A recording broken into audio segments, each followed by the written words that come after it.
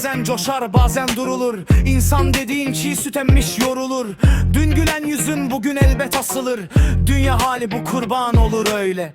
Kimi gün ciğerin yanar sesin çıkmaz. Kimi gün dertlerin bini bir para etmez. Sanma ki bu karanlık ebedi gitmez. Güneş elbet doğar, inan olur öyle. Hele bak kimler gelmiş kimler geçmiş. Herkes kendi kaderinden bir tas içmiş. Can felek seninle mi kafayı bozmuş? Üzülme be canım vallahi olur öyle. Hele bak kimler gelmiş kimler geçmiş. Herkes kendi kaderinden bir tas içmiş. Can felek seninle mi kafayı bozmuş? Üzülme be canım vallahi olur.